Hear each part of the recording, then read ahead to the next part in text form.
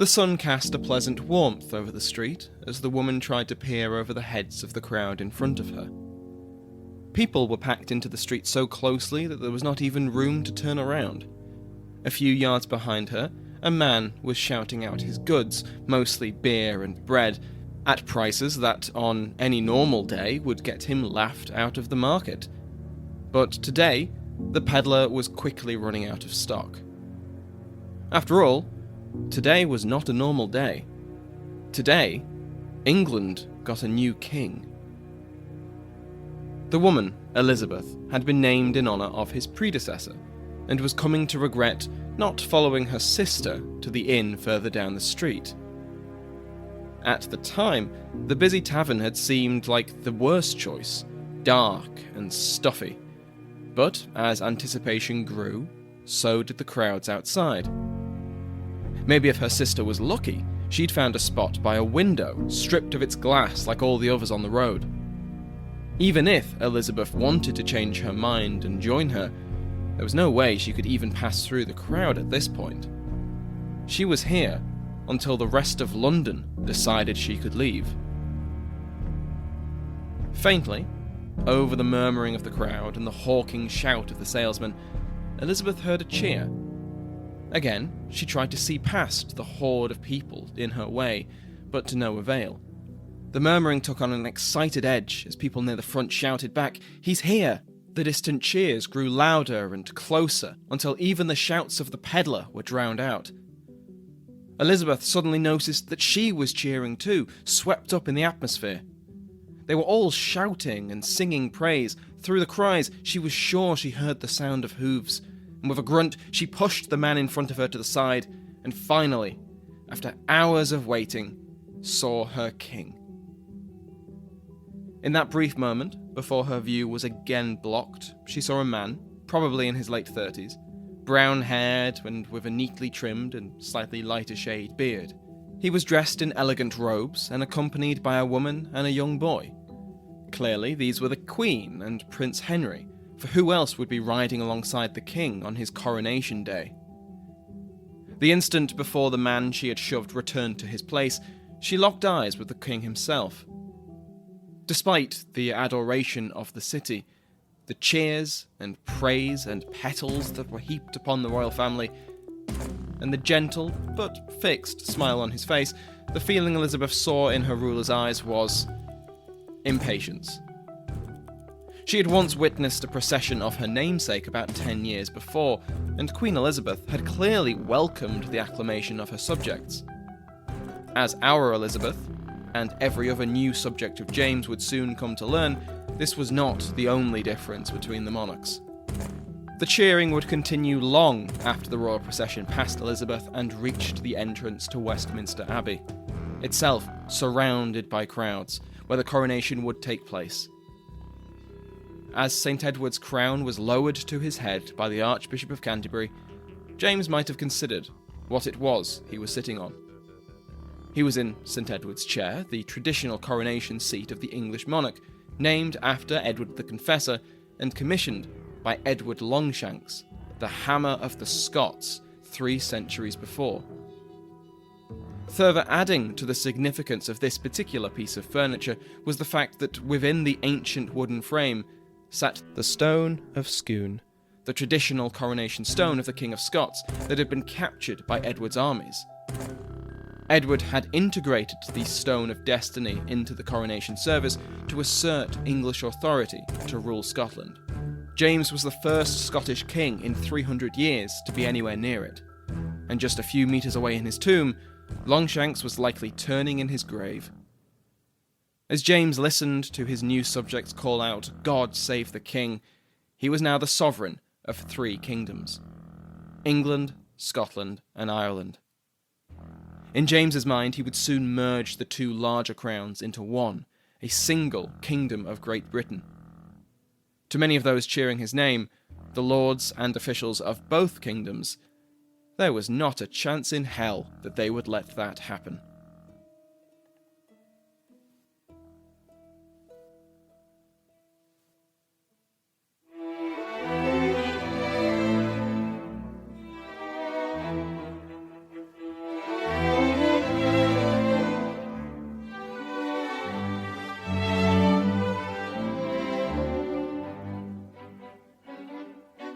Welcome to Pax Britannica. Episode 8. The King of Great Britain.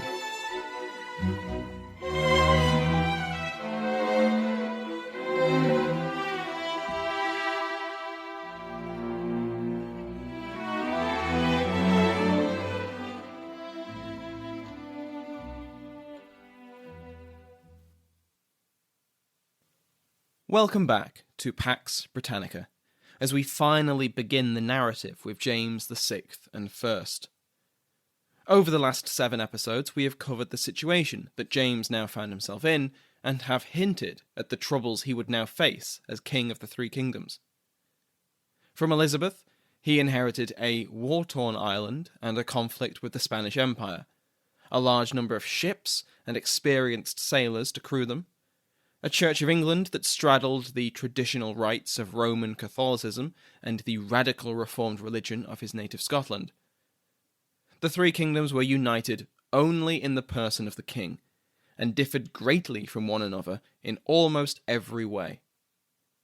For James, this was unacceptable, and for much of his early reign he will endeavour to bring his subjects together, politically, culturally, and otherwise. Unity between his foremost two kingdoms was top of James's agenda. On the 3rd of April 1603, the day before James left Scotland, the king gave a speech in Edinburgh. He declared, quote, "As my right is united in my person, so my marshes are united by land and not by sea, so that there is no difference between them. There is no more difference betwixt London and Edinburgh, yea, not so much as betwixt Inverness or Aberdeen and Edinburgh." He goes on to say, quote, "My course must be betwixt both, to establish peace and religion and wealth betwixt both countries. And as God has joined the right of both kingdoms in my person, so ye may join in wealth, in religion, in hearts and affections." End quote. It was in this speech that James made his promise to visit Scotland at least once every 3 years, provided that circumstances allowed it. He promised that he would not be an absentee monarch. He would not keep this promise, only returning to Scotland once over a decade later. On the 4th of April, James began his procession south. He passed through multiple cities and towns, including Berwick, Witherington, Newcastle, Durham, York, Doncaster, Newark, Burley, Royston, and Theobalds. Partly, this was good politics. At each stop, James was welcomed by his new subjects, with feasts, fireworks, and gifts, as local notables took the opportunity to make it quite clear to their new king just how loyal and fond of him they were. In his turn, James made his own speeches, promising good governance and the like, as well as making more substantial offerings. James regularly proclaimed royal pardons for all those imprisoned in a city or town jail, with the exception of those accused of serious crimes, like murder, treason, or popery. He also began distributing knighthoods with alarming frequency. The gentlemen who greeted the king at each stop were likely to be honoured, as were others at the suggestion of James's entourage. Rumours swirled that these courtiers were accepting bribes in return for the king's ear. This was the first controversy of James's reign, a cash for honours scandal of the 17th century, and English writers do complain about this generosity. However, really there was nothing new to any of this. Politics was personal, and personal connections to the king were invaluable, and always had been. While early modern government would seem blatantly corrupt by modern standards, giving and receiving bribery was an accepted part of the system. From James's perspective, this was all for the good. He left in his wake communities happy to have seen their new king, and a new wave of knights and officials now loyal to James. There was significant enthusiasm for the new Scottish king, and it is a credit to both James and Elizabeth, as well as to their respective courtiers, of quite how peaceful the accession was. The long procession was politically useful in a less direct way, too. The sad business of Elizabeth's funeral took place on the 28th of April. James would not reach London until May, meaning that the formal mourning of the late monarch would be over and done with by the time the new one arrived and the formal celebrations began, avoiding any awkwardness. James reached Theobald's, the home of Robert Cecil's estate, on the 3rd of May, and it was here that James held his first meeting of the English Privy Council, before reaching London on the 7th. At Stamford Hill, James was met by a welcome party of vast proportions. The Lord Mayor of London, the city aldermen, and 500 of the leading citizens were dressed in silk robes and gold chains, and professing their loyalty and joy for their new king. From Stamford Hill, the now ballooned procession was met by huge crowds. Reportedly, 100,000 extra people flooded the London area, with upwards of 40,000 people trying to explicitly meet the king. According to Roger Wilbraham, a lawyer and courtier at both Elizabeth and James's court, James could not even go to the privy without being accosted by his subjects. Back in Scotland, Queen Anna and Prince Henry Frederick began their journey to England only on the 1st of June, with Princess Elizabeth following them 2 days later. Prince Charles was only 2, and was sickly besides, and so had been left in London, in the care of the trusted Earl of Dunfermline. Anna, Henry, and Elizabeth had all arrived in London by the time of James's coronation, which took place on either the 11th or the 25th of July, depending on which calendar you use. The ceremony had been delayed due to an outbreak of plague in London, and the royal family rather quickly relocated to Winchester for the duration. The largest public festivities were delayed by almost a year, but the day itself was a grand affair. One playwright wrote that, quote, "The streets were surveyed, heights, breadths, and distances taken, as it were to make fortifications for the solemnities. 7 pieces of ground are plotted forth, upon which these arches of triumph must show themselves in their glory." End quote. The playwright, Dekker, went on to describe the vast array of people who had turned out for the event, and the lengths they went for a good view.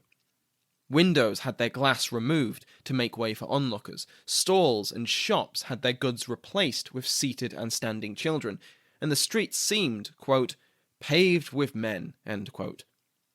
All of London had turned out to see their new king and his family. Wilbraham described the king thus: "The king is of sharpest wit and invention, ready and pithy speech, and exceeding good memory, of the sweetest, pleasantest, and best nature that ever I knew, desiring nor affecting anything but true honour." End quote. His reputation as a man of letters, having already published his 2 famous works, Demonology and Basilicon Duran. The first was, of course, the famous treatise on witches and witchcraft, while the second was a political tract written for the benefit of Prince Henry on how to rule, but was published more widely and to much acclaim. His love of the hunt was well known, and as of yet was not looked on with disapproval. He spoke English, Latin, French, and Italian with fluency, and the Venetian ambassador Giovanni Scaramelli described him in glowing terms for his humble yet prestigious appearance. It wasn't all praise, though. James's personality was in stark contrast to that of Elizabeth, who had wowed her subjects with her majesty and basked in the glow of their adulation. James was not like that. One writer, Arthur Wilson, records that, quote, "He was not like his predecessor, the late queen of famous memory, that with a well-pleased affection met her people's acclamations. He endured the day's brunt with patience, being assured he should never have such another." End quote. Wilson was writing during the English Commonwealth, after James's son Charles had been beheaded by Parliament, so he is absolutely writing with the benefit of hindsight. Nevertheless, he goes on to describe how James's patience grew thinner and thinner as his reign went on. With the coronation out of the way, James could now focus on ruling his new kingdoms. Despite the anxiety of the English Privy Council, James kept the vast majority of them in their positions to advise him. Among these was Robert Cecil, the long-time pen pal of James and chief architect of his inheritance. Considering this past, Cecil was an early confidant of the king, and they spent many hours together in private discussion. The remainder of Elizabeth's council remained in place too, and other English supporters of the king were promoted in rank and to the council, including Henry Howard, now Earl of Northampton, and Lord Mountjoy, the Lord Deputy of Ireland that had just brought the 9 Years' War to an end. Mountjoy became the first Earl of Devonshire for his troubles. Many of the Scots that had come south with James were duly rewarded with titles and pensions, and then ordered to get out and to return to Scotland. Of those that remained, 5 were awarded positions on the Privy Council. These were the Earls of Lennox and Mar, James Elphinston as Scottish Secretary, Sir George Home, the future Earl of Dunbar, and Edward Bruce, now Lord Kinloss. Yet few of these men would play any significant role on the Privy Council. Both Mar and Elphinston remained in Scotland, and Lennox was not granted any formal power. Dunbar would be a successful advisor, as would Kinloss, who became Master of the Rolls. The Scots were still outnumbered by the English on the council, and so English control of government was seemingly assured. Except, not quite. As mentioned, politics in this era was strictly personal, and while the Scots in James's entourage may not have held much formal power in the style of officers of state, they wielded substantial informal influence over the king. James differed from Elizabeth in more than just personality. Political power in Tudor England had always been directly related to contact with the monarch. Under the Henrys, this contact was in the Privy Chamber, and beyond that, the Privy Lodgings, while the regencies of Edward gained their authority by controlling access to the young king. Mary and Elizabeth were both women, and so this required extra changes. Access to the personal lodgings of the queens to the men of their council was strictly unacceptable, and so the withdrawing chamber came into being, with a corresponding decrease in importance for the lodgings, and an increase in importance for the Privy Chamber. Under James, this reversed. Instead of the Privy Lodgings, it was the bedchamber that was the focus of political influence, with the Privy Chamber becoming much more formal and ceremonial. It was in the bedchamber that true influence mattered, and while the Privy Chamber was deliberately evenly split between Scots and English, the bedchamber was almost entirely Scottish. On the face of it, the Privy Council was the government of England, and it was still dominated by Englishmen. In reality, true government revolved around the king, and the king surrounded himself with Scots. The Venetian ambassador wrote that, quote, "No Englishman, be his rank what it may, can enter the presence chamber without being summoned, whereas the Scottish lords have free entree of the Privy Chamber." End quote. This would not have been a terrible situation had the king equally split his time between the two chambers, but he didn't. As was the Scottish style of government, and one that James was used to, James delegated to his council, and then spent most of his time on hunts or in his bedchamber with his Scottish favourites. Perfect, you might be thinking. That means that the Privy Council could get on with the job of actually running the government. Except the Elizabethan holdovers had 4 decades of the late Queen being a central element of decision-making, and this was a hard habit to break. Another difference between Elizabeth and James was that when Elizabeth left court for a process or a hunt, her Privy Council came with her. James only took a few companions, and most often they were the Scots of the bedchamber. He declared that these expeditions were for his health. The metropolitan air of London didn't agree with him, and since the king's health was the health of the kingdom, these trips were of paramount importance.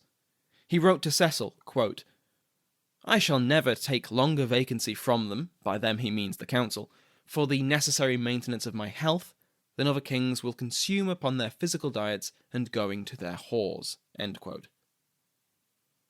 This didn't change the fact that the council was unwilling to regularly bypass the king, just because he was absent from the capital. A councillor could sometimes manage to attach himself to the king's hunting party and have to keep up with the king while also managing the business of state, and try to catch the king's attention long enough for him to give his seal or signature to official business. Even Cecil, the champion of James from before his accession and possibly his closest English confidant, lamented the days of Elizabethan government. Quote, "I wish I waited now in her presence chamber, with ease at my food and rest in my bed. I am pushed from the shore of comfort, and know not where the winds and waves of a court will bear me." End quote. Bonjour, comment ça va? Happy New Year, everyone. Yes, it's that time of the year when people make resolutions. They want to read more, exercise more, or learn a new language. Clearly, I've chosen the latter. And I have Babbel, the language learning app that sold more than 10 million subscriptions, to help me. So it's French for me in 2022, but like all of you, my schedule is already full. No problem. Babbel is fun, engaging, and its bite-sized language lessons, about 15 minutes, are for real-world use. In other words, it's doable and practical. My two favorite things. And you know that you're getting the best with Babbel, as it was created by over 100 language experts with proven effectiveness, and its speech recognition technology will help improve your pronunciation and accent. And there are 14 languages to choose from. As I am a child at heart, I like Babbel's podcasts, games, stories, and videos, not to mention the live classes. But best of all, to put you at ease, there is a 20-day money-back guarantee. All reward, no risk. Start your new language learning journey today with Babbel. Right now, when you purchase a 3-month Babbel subscription, you'll get an additional 3 months for free. That's 6 months for the price of 3. Just go to Babbel.com and use promo code RecordedHistory. That's BABBEL.com, code RecordedHistory. Babbel language for life. James's leadership style rapidly became known outside of court. One of my favourite anecdotes is that in December 1604, one of the king's hunting hounds, Jowler, disappeared from the kennels, only to reappear the next day with a note in its collar. The note said, quote, "Good Mr. Jowler, we pray you speak to the king, for he hears you every day, and so doth not us, that it will please his majesty to go back to London, for else the country will be undone." End quote. It was a good-natured criticism, which James simply took as a joke and carried on as before. Now, I may have given the impression that between his hunts and voluntary isolations in his bedchamber, James didn't actually do any governing.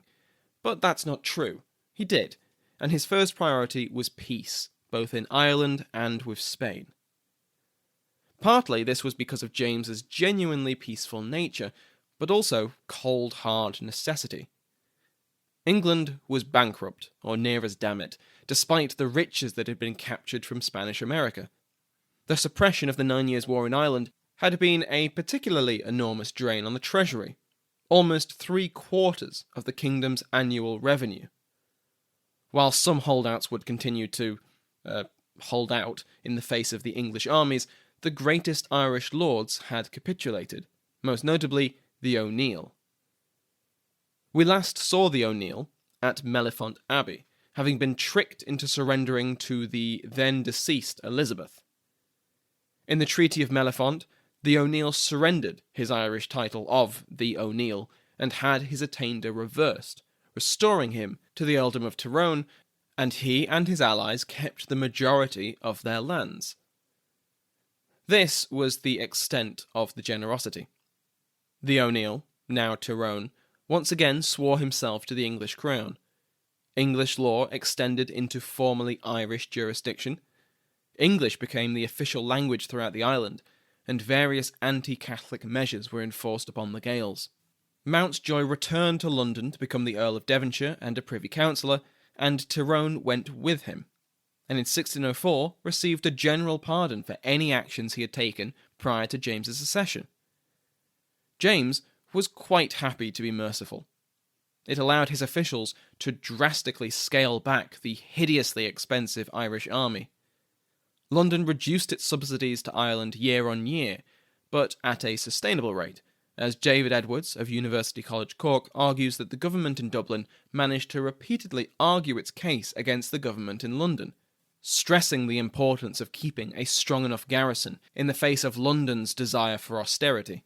Over 1603 and 1604, thousands of soldiers were paid and disbanded, and the Jacobean regime was always searching for the fine line between the cheapest possible occupation and another 9 years' war.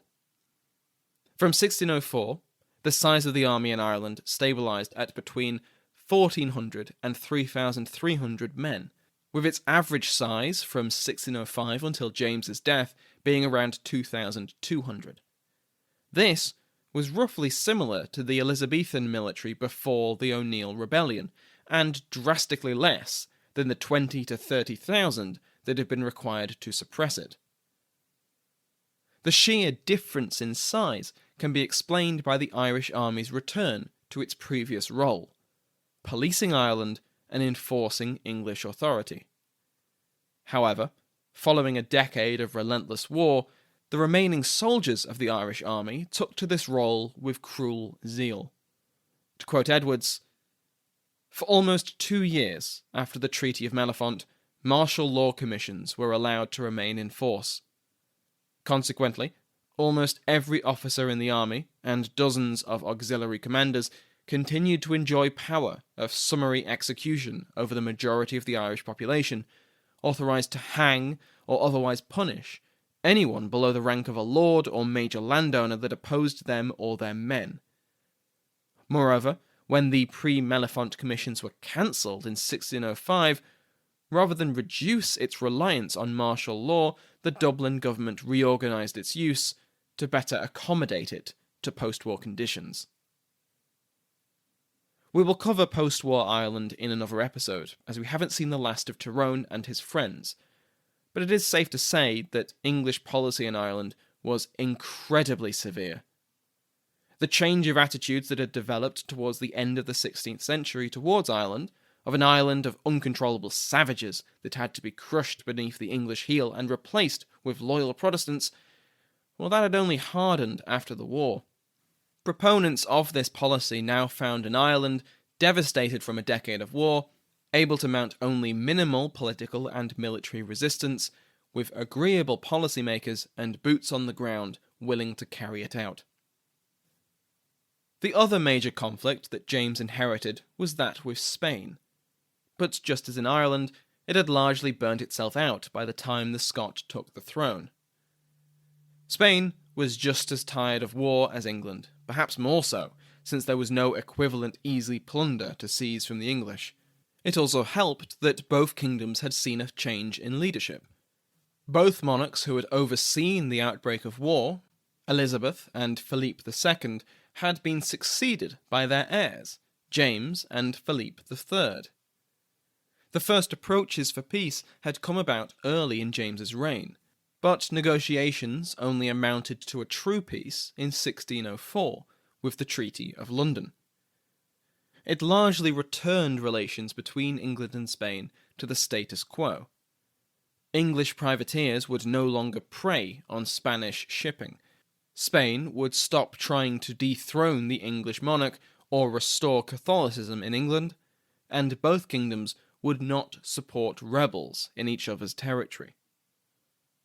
All to the good, but much like before the Treaty of Nonsuch, the English crown did little to stop Dutch recruitment of English volunteers to fight the Spanish on land and sea, but Spanish forces were able to base themselves in English ports. Of course, James's pet project, especially in his early years in England, was political union. He pursued further union between his kingdoms, although mainly England and Scotland, despite the obvious resistance from both his English and Scottish subjects. I discussed this topic with Sir John Eliot in last week's episode, and it is an important subject that will return to the narrative again and again until at least 1707, and maybe past that.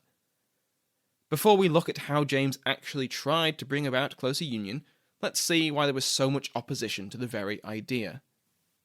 To put it mildly, Scotland and England had had a difficult few centuries together. Edward Longshanks, Hammer of the Scots, had attempted to enforce his authority over his northern neighbour by military force. This had failed in the long run, repeatedly, but it set the precedent that richer, more powerful England had a right to interfere with Scotland, and there was an assumption that, like with Wales and Ireland, Scotland would one day become a sister and subservient polity within the larger crown of England. It was from these experiences with the Principality of Wales and the Kingdom of Ireland that the English gained their concept of dynastic union. It was something imposed by a stronger polity, in this case England, on a weaker. In the words of Sir John, quote, "Their natural approach to union was to think in terms of outright conquest, as in Ireland, or of an incorporating union, as had happened with Wales, whereby the lesser power was subsumed by the greater. The notion of a genuinely composite monarchy was one they had yet to confront."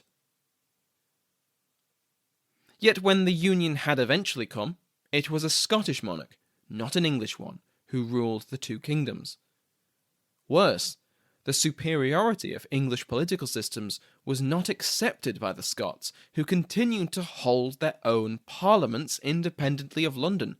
There was no precedent in English history for this to occur. Of course, Ireland had its own parliament, but it had little authority over the Dublin government, which was appointed by London, and it met only sparingly. Edinburgh was a sister parliament in every way. For the Scots, they were also highly concerned about the idea of closer union with England. While James had been their king first, and his promise to return regularly had yet to be proven false, the imbalance between England and Scotland was clear to everyone. England was richer, larger, with a greater population and with a larger army and navy. The English had not been able to outright conquer Scotland, and this hostility only reinforced Scottish identity as distinct from the English. As Sir John said in our discussion, the Scottish, like the English, saw themselves as a chosen people. They had no wish to sacrifice their destiny on the altar of English ambition. For the Scots, any union, be it solely dynastic or more political, must be on the status of equality. Anything less was merely the first step to Scotland's incorporation into England. For the English, union of any kind required an unequal relationship, lest England be lost inside a larger political entity. Both kingdoms had widely opposed views on the very nature of political union, yet shared their fear of a loss of independence that would come from it. And so it's no surprise that James faced challenges to his cause. Not that he didn't try. In October 1604, James put his dreams into practice, with what he hoped was the first step on the road to unification.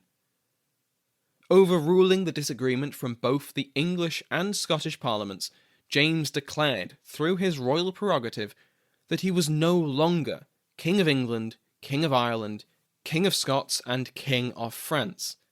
He was King of Great Britain, France, and Ireland. As an aside, James also inherited the English claim to the throne of France, despite England not having held territory in France since 1558. He had not invented the term Great Britain, but it was the first time that it was styled as a single kingdom under a single king. The reaction was as you might have expected. Both parliaments continued to address James as they had previously, no matter how often James's decrees bore his new title. Not settling solely on a rebranding, James went further, beginning the process of reducing trade barriers between England and Scotland, and appointed English and Scottish commissioners to negotiate the terms of a future settlement that could unite the two kingdoms in every way. The problem was that both feared their integration into another body politic, Scotland into England, and England into this Kingdom of Great Britain. James would continue to champion this cause for the rest of the decade, and the spectre of closer union would hover for the next century. The goodwill and expectations that had welcomed James to London were not universal, and became less so as the frustrations with the new monarch grew. Next week, we will be covering the conspiracies against the king, from those he faced within the first few months of his reign, and one very specific and quite explosive plot in November of 1605. As we begin the narrative proper, now would be a good time to publicise the show's Patreon. Veterans of the history of witchcraft will know all about it, but much like the arrival of James meant the granting of titles and rewards to his new subjects, so too does the arrival of a new podcast. Those who prove their fealty by pledging $1 a month will receive a barony and a feed without any ads. Those who pledge their service and $2 a month will be granted a viscounty, an ad-free feed, and the right to vote in Patreon polls when they are held. For those loyal servants who pledge $5 a month, they will be granted an earldom, with its associated lands and rights including an ad-free feed, the right to vote in Patreon polls when they are held, and a declaration of your lands and titles on the show. $10 a month will earn you a marquisate, all the previous rewards, and access to my scripts. For $20, you will receive a dukedom, all previous rewards, and early access to episodes. These titles may or may not grant you the right to stand in Westminster's House of Lords, and I take no responsibility for any consequences for trying. The specific rewards may change as time goes on, based on feedback and the growth of the podcast. Current patrons have now been granted their peerages. They are, in ascending rank, the Baroness Wharton, the Baron Bray, Baron Cosiel, Baron Dunk, Baron Marlowe, Viscount McNutt, Viscount Davis, Lady Elaine, 1st Countess Dickens, Lady Jean, 1st Countess Buckley, Lord Christopher, 1st Earl of Grogan, Lady Michelle, Duchess of Devon, and the Royal Headsman, executed today. If you are interested in any of these titles, then please go to patreon.com/Pax Britannica. I'd also like to thank everyone who has submitted a review for Pax Britannica. I've read them all, and they have been overwhelmingly positive. The only criticism I've seen is mild, and it's that I talk too fast, so I've tried to pace myself a little bit better with this episode. I really liked Warswick's review, and I hope I'm pronouncing that right, writing from the United States. He says, "Another new podcast on a topic that is needed, the British Empire. Surprised that no one had decided to take this topic on until now. Sam does an amazing job, and I can't wait for more episodes. If you're a history nerd like me, this should be on your list of regular podcasts you listen to. Do yourself a favour and hit that subscribe button." Thank you so much, Warswick. That is wonderful praise. I was also surprised that no one had done a British Empire podcast, but I'm kind of understanding why, considering the scale. Remember, everyone else, that you can get in touch via email, Facebook and Twitter, and I appreciate all reviews. Thanks again to Sounds Like an Earful for the music used in today's episode, to all of my nobility, and to you for listening.